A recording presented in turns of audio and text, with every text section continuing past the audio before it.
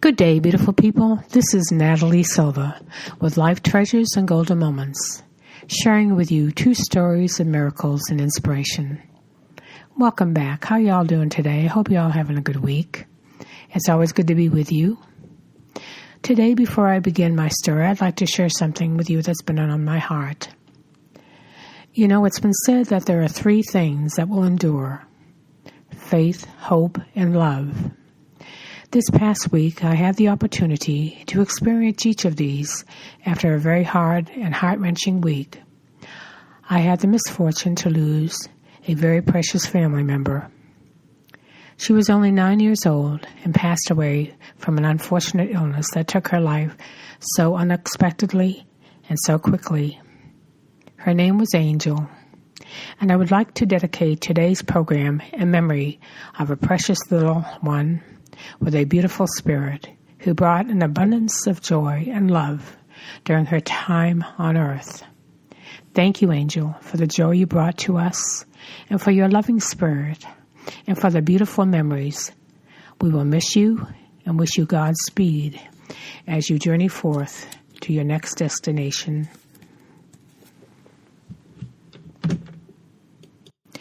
Today's story that I would like to share is called Christopher's Gift, and it was authored by Alexandra Light and S.A. Forrest. Christopher was the black sheep of his very traditional, meat and potatoes, sports-oriented, middle-class family. He grew up in a section of Brooklyn where young men were supposed to be tough, but Christopher never fit in, not in his family or his neighborhood. Sensitive, creative, Christopher made it apparent, even when he was very young, much to his family's dismay, that he was different from the other children.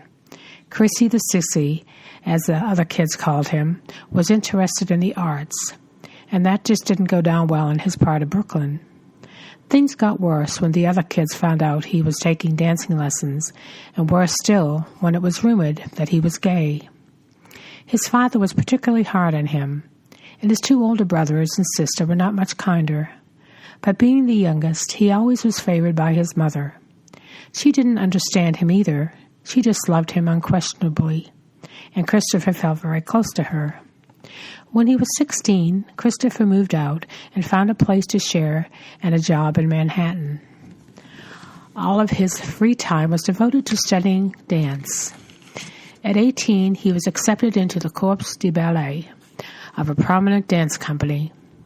At 20, he switched to a modern dance and was hired as one of the principal dancers in an up-and-coming company. Everyone said he had a promising career. But when he was 23, he injured his knee and had to stop dancing. 2 years later, he moved to San Francisco. From the time Christopher left home until he moved to San Francisco, he had made weekly visits to his mother, slipping in and out of when the others were away. He hated the long subway ride to Brooklyn, and his old neighborhood depressed him. But he was a dutiful son and rarely missed a visit. 3 years after he left home, his father died. In the years that followed, the other children left home one by one. By the time he moved to San Francisco, his mother was living alone. Now, whenever he went home, Christopher noticed that his old neighborhood was dramatically deteriorating. On each of his visits, Christopher would try to get his mother to move, as did his brothers and sisters, but she wouldn't hear of it. This was her home. This is where she had raised her children. She had a wonderful park practically outside of her door. She knew all of the shopkeepers, although a great many had closed their stores and moved on. All of her friends were there, although their ranks were thinning.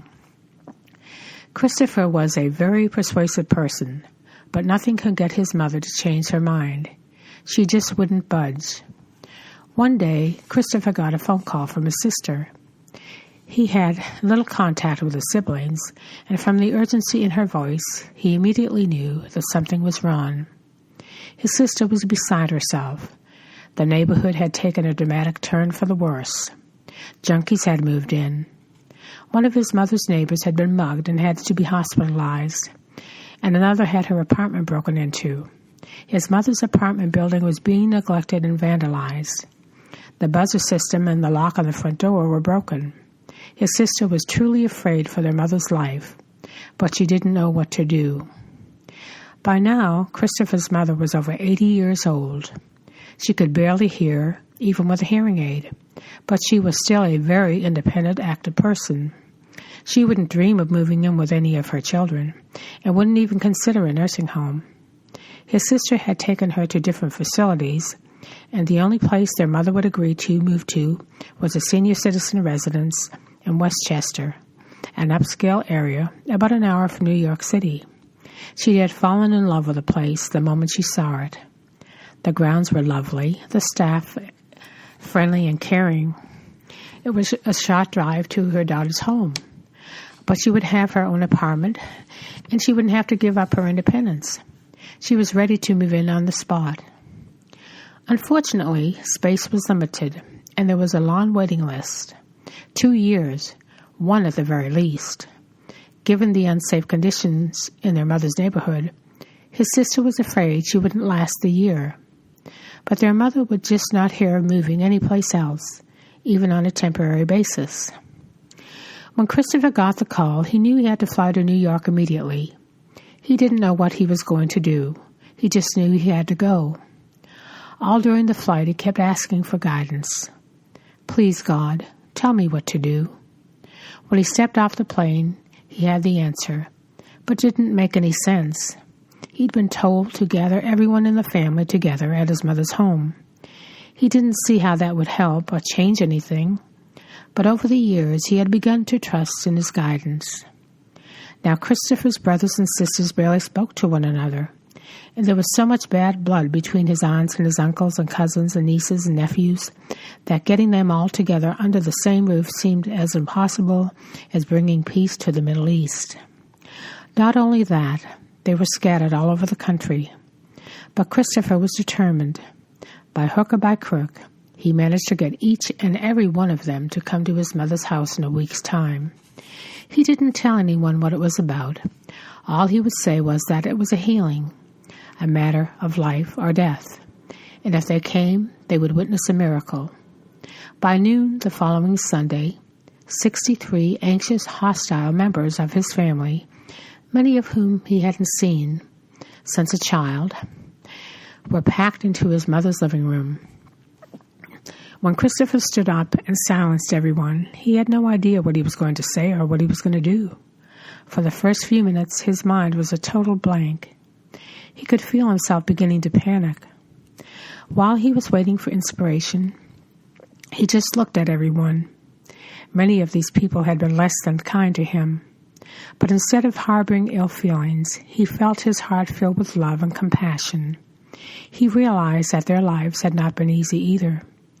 Suddenly he knew what to say. First, Christopher spoke about what a loving person his mother was, how she never said a bad word about anyone, how despite the family feuds, each and every one of them had always been welcome in her home, how at any hour, night or day, there was always a full plate of food for anyone who dropped by. Then he outlined the problem. He emphasized that he wasn't asking for solutions. No, that wasn't what this gathering was about. Christopher was a firm believer in the power of love, and he was asking everyone to put their differences and grievances aside and join together to use the collective power of love to create a miracle. It didn't matter if they didn't believe in it. If they thought it was all a bunch of nonsense, all they had to do was to get in touch with a warm feeling and open their hearts. To help them, he asked everyone who wanted to come up and talk about a loving experience they'd had with his mother. One after one, more than half of those in attendance got up and recounted a story. Even more would have spoken, but there were so many, and it was getting so late in the day that Christopher finally called a halt to the sharing. All during this time, even though she couldn't hear what anyone was saying, his mother had an incredible glow in her eyes. She might not have been able to make out the words, but she was getting the loving feelings that were being conveyed. Before Christopher ended the healing with a silent prayer, he told everyone that they were the miracle they had come to witness. Their willingness to come to his mother's aid was a sign of love in their hearts, and this love their love, was the miracle. He said it was clear from the loving looks on their faces that hatred and anger they had brought with them had drained from their hearts. He said he'd always known that, if they put aside their differences, they would simply love one another. That love was the reality, and conflict and separation, the illusion. Christopher was as surprised as anyone by what he was saying. When the prayer was over, relatives who hadn't spoken in 30 years were hugging and embracing and kissing one another. Children who normally taunted each other were playing peacefully together. There was hardly a dry eye in the room. Still, Christopher couldn't see what good he had done. Sure, peace had been restored in the family, if only for the afternoon. But how was that going to get his mother out of her apartment? By the time he boarded the plane back to San Francisco the next day, he was ready to write the whole thing off as a waste of time. 2 weeks later, his sister called to tell him that his mother had been accepted into the Westchester facility. She didn't understand how, but a space had opened up, and his mother's name had leapfrogged to the top of the list. Christopher's mother lived there for the next 10 years. Each time Christopher visited or spoke to her on the phone, she told him that these were the happiest years of her life. During his last visit, she took Christopher aside and told him that even if nobody acknowledged it, she knew he was the one who really was responsible for getting her off the waiting list and into the residence. She called him my miracle worker. 2 months later, on her 91st birthday, she died peacefully in her sleep. As it's been said, hope is our everlasting joy. I hope that this story today will help keep the joy forever in your heart. And when you find yourself in a place in your life sometimes when things are difficult, may you remember that there is always hope, love, and faith. This is Natalie Silver with Life Treasures and Golden Moments. Until next time, take care and God bless.